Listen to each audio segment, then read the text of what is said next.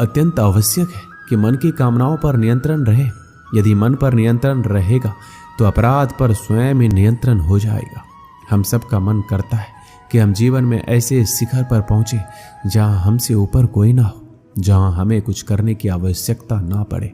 कुछ लोग इस शिखर पर पहुंच भी जाते, परंतु उनका मन सदा विचलित रहता है। मनोरंजक बात है ना कि जिस विश्राम को पाने के लिए हम इतनी मेहनत करते हैं, इतना परिश्रम करते हैं, वो हमें मिलता ही नहीं। कारण स्वयं सोचिए, वन का राजा होने के पश्चात भी सिंह को शिकार करने के लिए परिश्रम क्यों करना पड़ता है?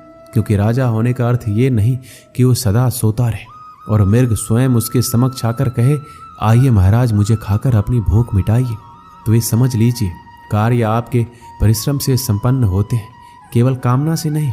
यदि आप नीचे हैं तो सदा स्मरण रखिए कि आपका परिश्रम ही आपको ऊंचाइयों पर ले जाएगा, और यदि आप ऊंचाई पर हैं तो वहां पर भी रहने के लिए आपको निरंतर परिश्रम करते रहना होगा।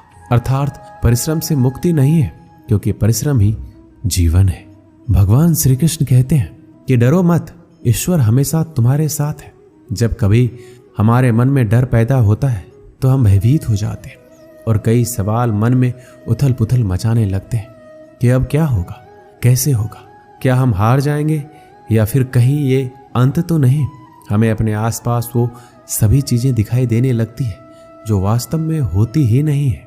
हमारे मन की कल्पना ही हमारे मन के डर को जन्म देती है, और ये डर हमारे वर्तमान और भविष्य को नष्ट कर देता है।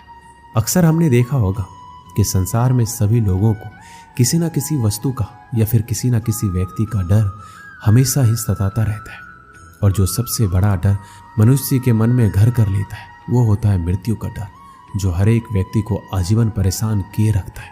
आपने देखा ही होगा कि माता पिता अपने मृत्यु से पहले अपने बच्चों के लिए वो सब कुछ करना चाहते हैं जिससे उनके बच्चों को अपने भविष्य में किसी तरह की परेशानी ना हो और जो उनके जीवन को सरल बना सके। लेकिन क्या ये सही मार्ग है? क्या इससे उनकी संतान अपने भविष्य के प्रति इस डर के भाव को खत्म कर सकती है?